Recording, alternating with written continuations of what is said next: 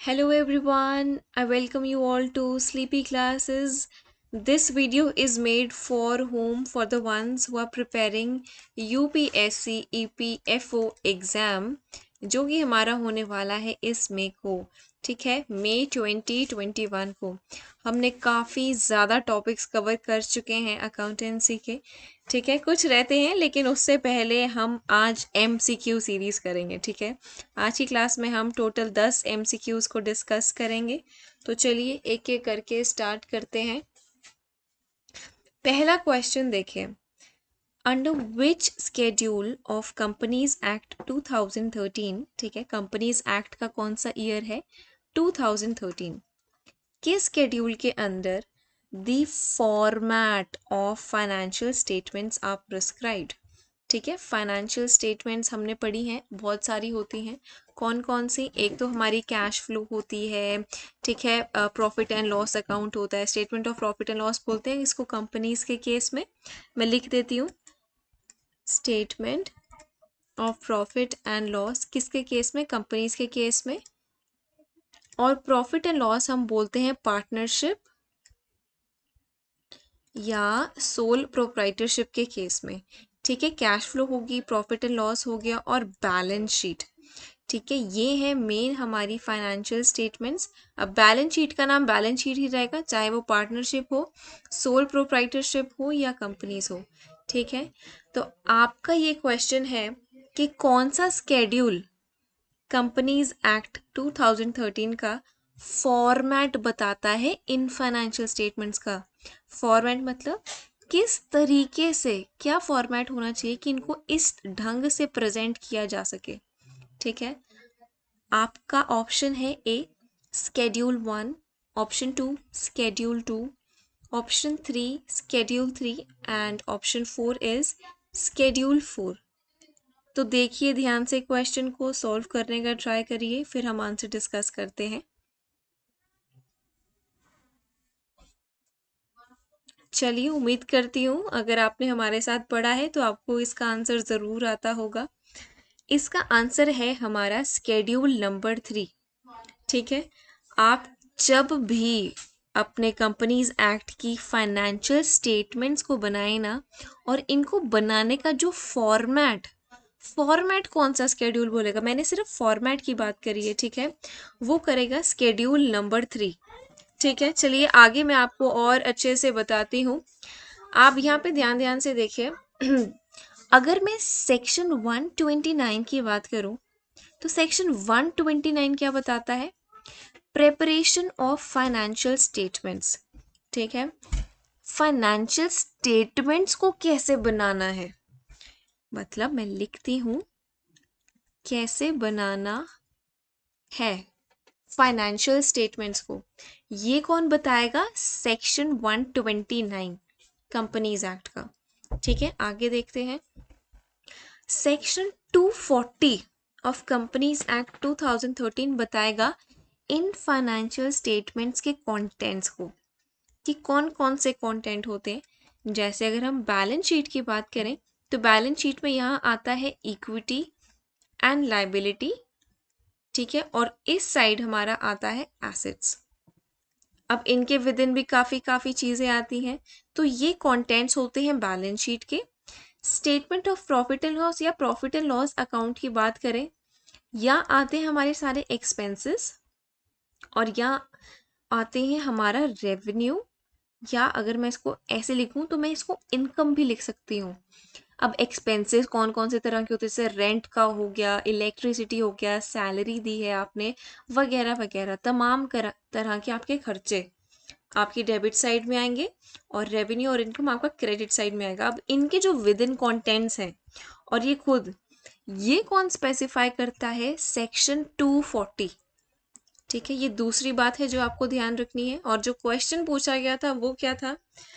अब इनको, चलिए ठीक है, हमें पता है कि हमें फाइनेंशियल स्टेटमेंट्स बनानी है, हमें पता चल गया कि इनका कंटेंट्स क्या होते हैं, लेकिन आप ये बताएं कि इसको प्रेजेंट करने का तरीका क्या होना चाहिए। वो होता है हमारा फॉर्मेट, ठीक है। अब ये फॉर्मेट कौन बताएगा? हमेशा ध्यान रखना, स्केड्यूल 3, ऐसे 3 नहीं लिखना आपने, रोमन ऐसे लिखेंगे, रोमन फॉर्म में। Schedule number 3 of companies act 2013 हमें हमारा फॉर्मेट बताएगा फाइनेंशियल स्टेटमेंट्स का। ठीक है, चलते हैं अब आगे। अगला क्वेश्चन देखिए, क्वेश्चन नंबर 2 इज, ये है प्रैक्टिकल क्वेश्चन। ठीक है, अपनी नोटबुक्स निकाल लीजिए। ओपनिंग इन्वेंट्री है मटेरियल्स की 3.5 लाख, 3,50,000 ओपनिंग। मटेरियल्स परचेज्ड है 5 लाख और closing inventory of materials is 3 lakh. अच्छा, आपको करना क्या है ये देखिए, you have to compute materials consumed. ठीक है, अब मटेरियल्स कंज्यूम्ड का फॉर्मूला आपको यहाँ अप्लाई करना है और आपको आसानी से आंसर इसका मिल जाएगा। तो चलिए, मैं आपको 10 सेकंड का टाइम दे रही हूँ, ठीक है, इसका आंसर निकालने का।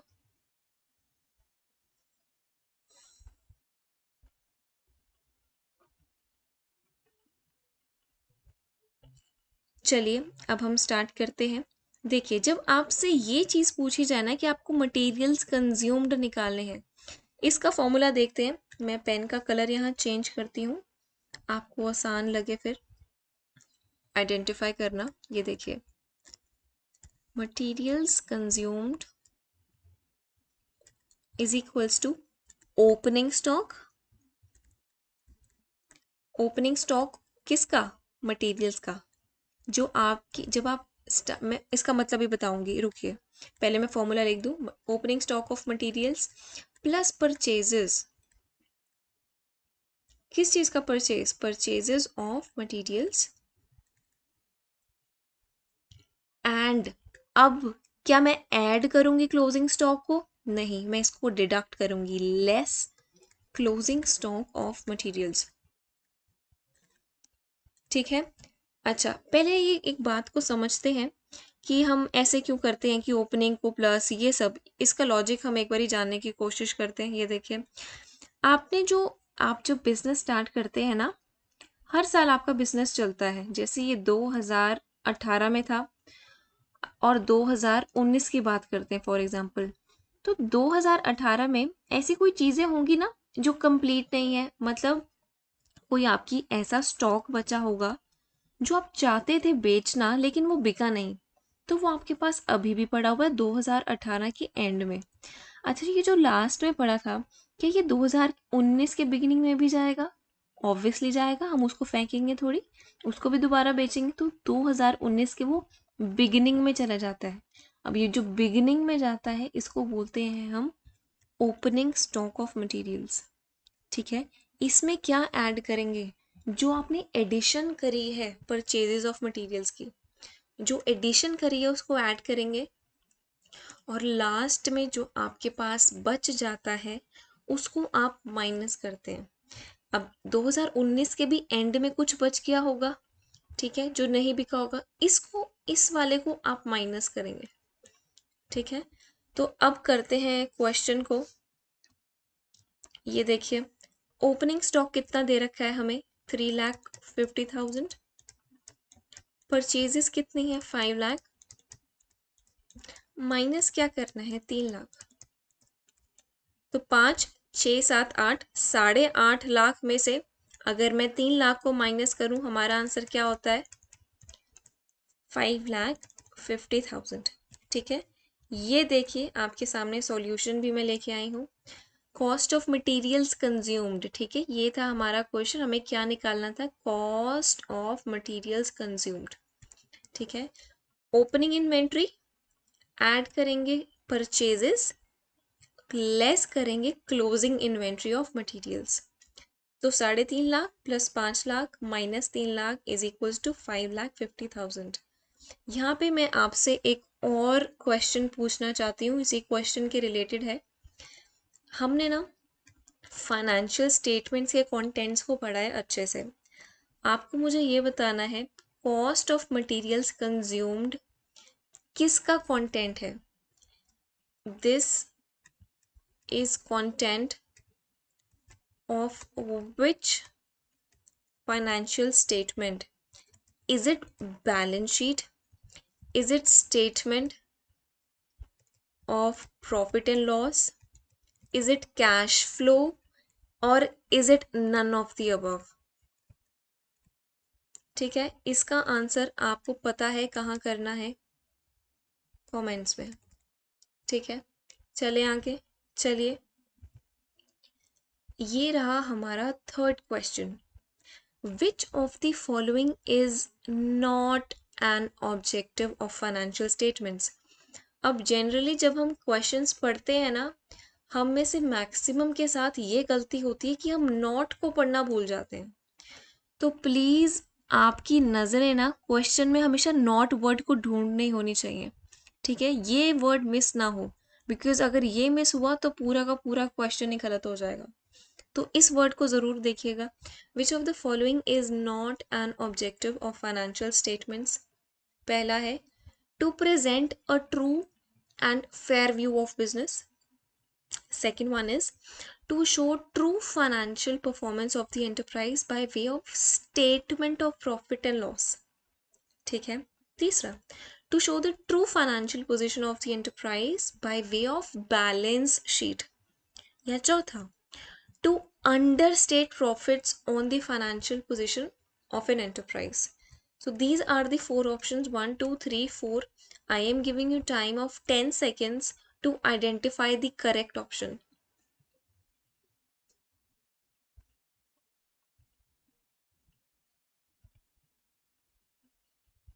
Okay, I hope so आपको इसका आंसर मिल गया है। देखिए, इसका आंसर होगा हमारा 4। वो कैसे? फाइनेंशियल स्टेटमेंट्स का ऑब्जेक्टिव क्या है, आप क्यों बनाते हैं? सो दैट आप अपना true and fair view business का लोगों तक प्रेजेंट कर सकें। जैसे आपका बैलेंस शीट आपको क्या बताता है, आपकी वैल्यू क्या है बिजनेस की, मतलब आपके लायबिलिटीज कितनी हैं और एसेट्स कितनी हैं। ठीक है, आपकी बेसिकली ना बैलेंस शीट क्या बताती है, देखिए इसको नोट करिए कहीं, फाइनेंशियल पोजीशन। ठीक है, लेकिन अगर मैं प्रॉफिट एंड लॉस की बात करूं या statement of profit and loss की बात करूं, तो ये क्या बताती है कि आपके कितने प्रॉफिट्स या कितने लॉसेस हो रहे हैं। ठीक है, बिकॉज P&L में से तो ये हम निकालते हैं ना, कंप्यूट करते हैं प्रॉफिट या लॉस। अब प्रॉफिट एंड लॉस हमें क्या बताता है, जैसे ऊपर बैलेंस शीट हमें फाइनेंशियल पोजीशन बताती थी, प्रॉफिट एंड लॉस हमें क्या बताता है, फाइनेंशियल परफॉर्मेंस। तो ये इनके ऑब्जेक्टिव्स हैं। कैश फ्लो की बात करूं तो कैश फ्लो हमें सिर्फ कैश के रिलेटेड प्रॉफिट्स बताएगा कि हाँ कैश का फ्लो कितना है, कितना इनफ्लो है, कितना आउटफ्लो है, वगैरह वगैरह, ये बताएगा कैश फ्लो। अब पहला है to present true and fair view of the business. क्या ये ऑब्जेक्टिव मेरा ठीक है? यस, बिल्कुल।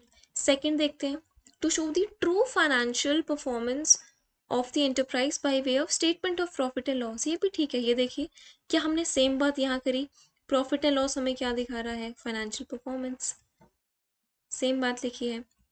नेक्स्ट देखते हैं, to show the true financial position of the enterprise by way of balance sheet.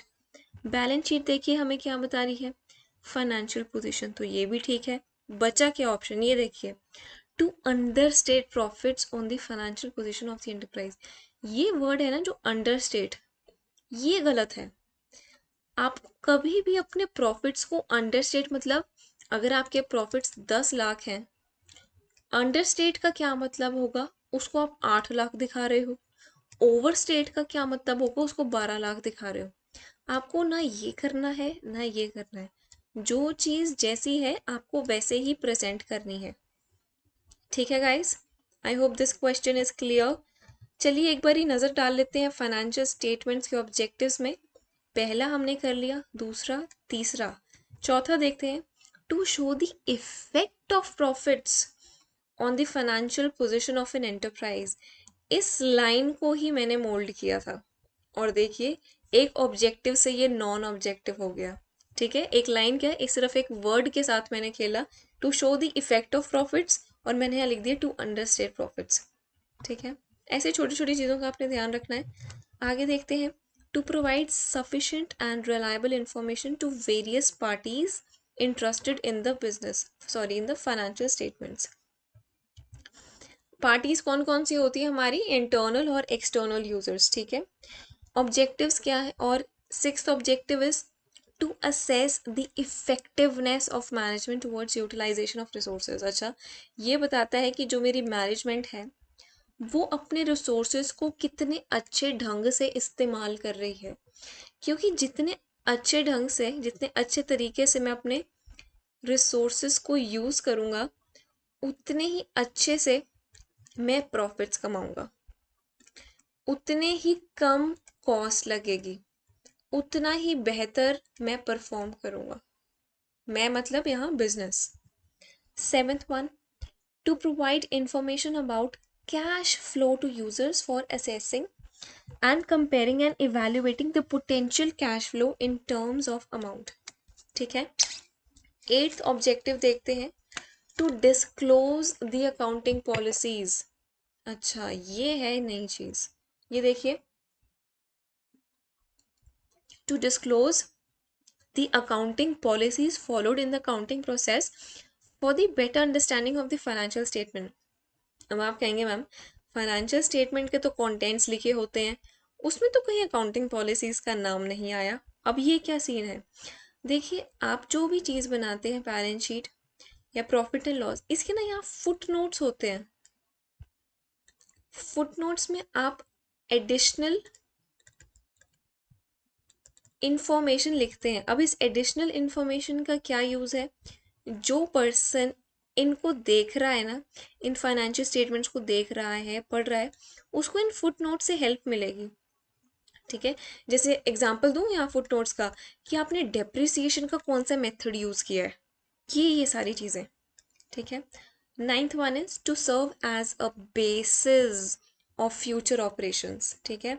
आज का अगर आपका प्रॉफिट इतना आ रहा है, इससे पिछले साल का इतना प्रॉफिट था, तो क्या आपको पता चल जाएगा कि हाँ, अगर मैं ये मेथड यूज़ कर रहा हूँ तो इतने प्रॉफिट्स थे, सेम मेथड को यूज़ कर रहा हूँ तो मेरे प्रॉफिट्स बढ़ रहे हैं, तो मैं अगले साल भी सेम मेथड्स को यूज़ करूँगा, मेरे प्रॉफिट्स और बढ़ जाएंगे, ऐसे, ठीक है। To serve as a basis of future operations. चलते हैं नेक्स्ट क्वेश्चन की ओर। Question number 4, identify which of the following are internal users, ठीक है। एक बिजनेस के दो तरह के यूजर्स हो सकते हैं, कौन कौन से हैं वो।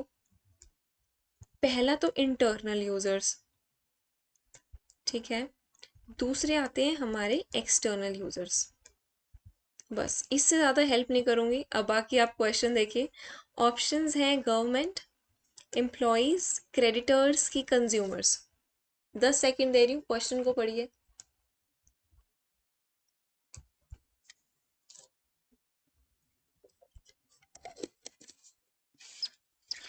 उम्मीद करती हूँ इस क्वेश्चन का आंसर आपको आ ही गया होगा।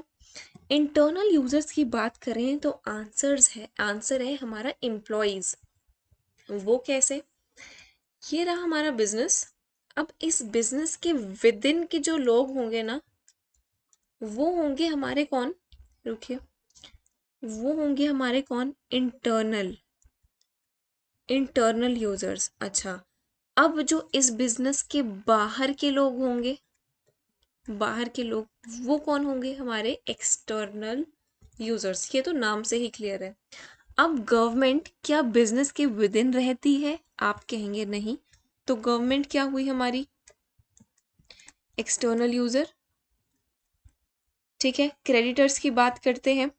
क्रेडिटर्स वो लोग हैं जो आपके बिजनेस को उधार देते हैं। अगर आपने किसी बिजनेसमैन को उधार दिया, तो क्या आप उसके बिजनेस में रहने चले जाएंगे, क्या आप 9 to 5 उसके बिजनेस में जॉब करेंगे, नहीं। आप तो उसके बिजनेस के बाहर है ना, आपने तो सिर्फ उधार दिया है, आपका बस ये काम है उनसे वापस पैसे लेना टाइम पे, आप बिजनेस के विद इन नहीं है। तो क्रेडिटर्स भी हमारे एक्सटर्नल यूजर्स हैं। अच्छा, कंज्यूमर्स की बात करें, कंज्यूमर ऑब्वियसली बात है, एक बिजनेस एग्जिस्ट करती है सो दैट वो प्रोडक्ट्स बनाए, कंज्यूमर्स को बेचे, सर्विसेज दे कंज्यूमर्स के लिए, ठीक है। जैसे ये कंज्यूमर है, अब ये बिजनेस में थोड़ी रहता है, ये तो अपने घर में रहता है, इस वजह से ये भी हमारा एक्सटर्नल यूज़र है। तो बचे एम्प्लॉयज़। अब एक एम्प्लॉय हमेशा बिजनेस के विद इन रहेगा, हमेशा का मतलब मैं 24 आवर्स नहीं कह रही हूँ, उसकी जो जॉब है, जो काम है, वो बिजनेस के विद इन होगा, इस वजह से ये इंटरनल यूज़र है। ओके, ये देखते हैं, ये आपके लिए एक चार्ट लेके आई हूँ। इंटरनल यूजर्स में आएंगे हमारे शेयर होल्डर्स, मैनेजमेंट और एम्प्लॉयज। शेयर होल्डर्स वो हैं जो आपके ओनर्स हैं बिजनेस के। मैनेजमेंट वो है जो आपके बिजनेस को ऑपरेट करती हैं, ऑपरेट बिजनेस। ठीक है। अच्छा, एक्सटर्नल यूजर्स को देखिए अच्छे से। बैंक्स या फाइनेंशियल स्टेटमेंट्स, बैंक्स या स्टेटमेंट्स नहीं आएगा यहाँ पे, देखिए यहाँ आएगा फाइनेंशियल इंस्टीट्यूशंस। ठीक है। Investors, creditors, government and it's authorities and securities and exchange board of India, SEBI. ठीक है, ये हैं हमारे यूजर्स ऑफ फाइनेंशियल स्टेटमेंट्स। आगे चलते हैं। Question number 5, comparing profits of the same company for different years is which type of analysis? एक company के प्रॉफिट्स को आप अगर अलग अलग ईयर्स में, अलग अलग वर्षों का कंपैरिजन करेंगे सिर्फ एक कंपनी के प्रॉफिट्स को, तो क्या वो हॉरिजॉन्टल एनालिसिस है, क्या वो वर्टिकल एनालिसिस है, क्या वो दोनों है, क्या वो दोनों में से कोई नहीं है? चलिए 10 सेकंड का समय है आपके पास।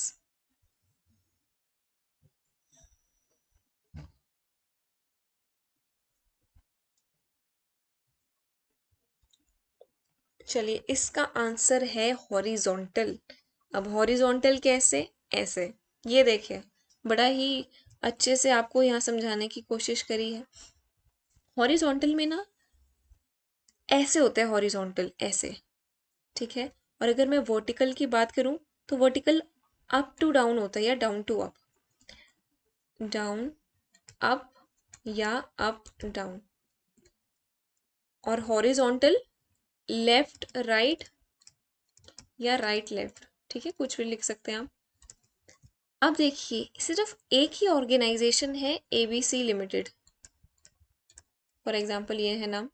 अब इसके 2018 में कितने प्रॉफिट्स हुए, 2019 में कितने हुए, 2020 में कितने हुए? क्या हम ऐसे देख रहे हैं, पहले 2018, फिर 20, फिर 19, फिर 20? क्या हमारी नज़रें लेफ्ट से राइट की ओर जा रही हैं?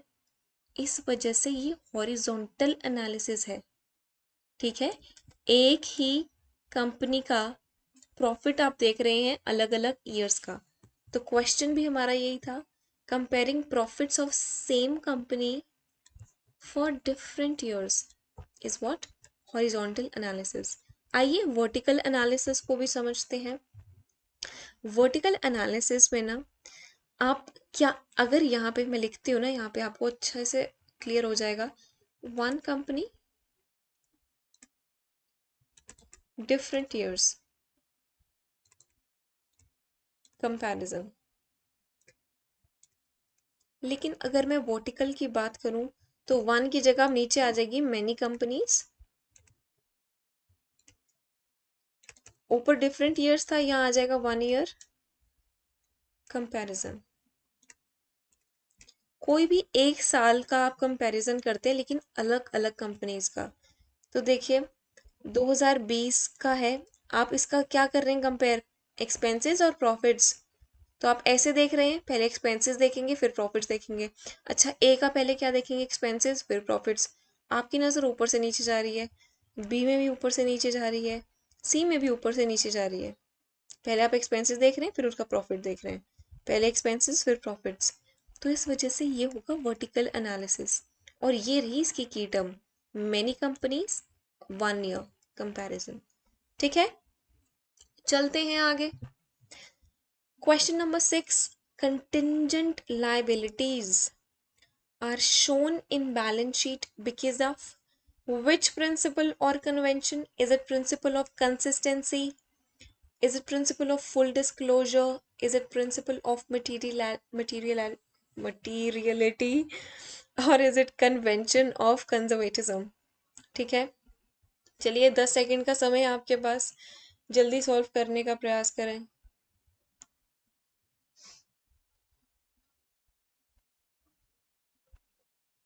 चलिए उम्मीद करती हूँ अब तक आपको इसका आंसर आ गया होगा, अगर नहीं आया कोई बात नहीं, ये देख लीजिए। इसका आंसर होगा प्रिंसिपल ऑफ फुल डिस्क्लोजर।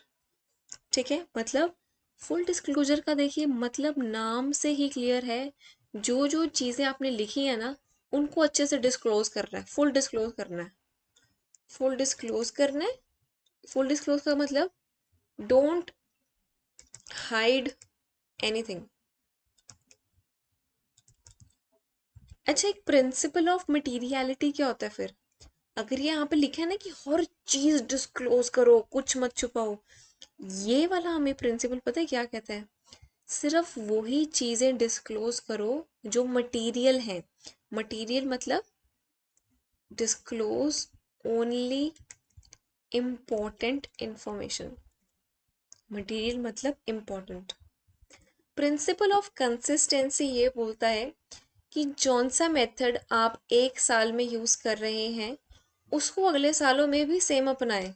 ये ना हो कि एक साल अलग मेथड, जैसे डेप्रिसिएशन की बात करूं, एक साल अलग मेथड, दूसरे साल अलग, तीसरे साल अलग।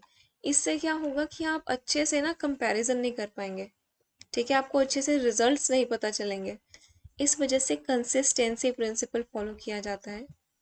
अच्छा, प्रिंसिपल ऑफ कंजर्वेटिज्म क्या बोलता है कि आपके जितने भी एंटिसिपेटेड प्रॉफिट्स है ना, आप उनको नहीं देखेंगे, लेकिन आपके जितने एंटिसिपेटेड लॉसेस हैं आप उनकी प्रोविजन बनाएंगे। ये बोलता है कन्वेंशन ऑफ कंजर्वेटिज्म। तो अगर कंटिजेंट लायबिलिटीज को दिखाना है, डिस्क्लोज करना है बैलेंस शीट में, तो वो किस प्रिंसिपल के तहत है? Principle of full disclosure. I hope this is clear. Okay, now this question, the rule of nominal account is A, B, C, D और ई। ध्यान से पढ़िए क्वेश्चन को, सॉल्व करने का ट्राई करें। मैं आपको 10 सेकंड का समय दे रही हूँ।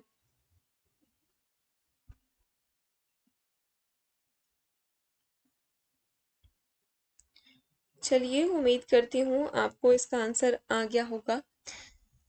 पहले तो मुझे एक बात बताएं, नॉमिनल अकाउंट किससे रिलेटेड है? क्या वो बैलेंस शीट से रिलेटेड है? क्या वो profit and loss account account से रिलेटेड है? आपका आंसर होना चाहिए प्रॉफिट एंड लॉस अकाउंट।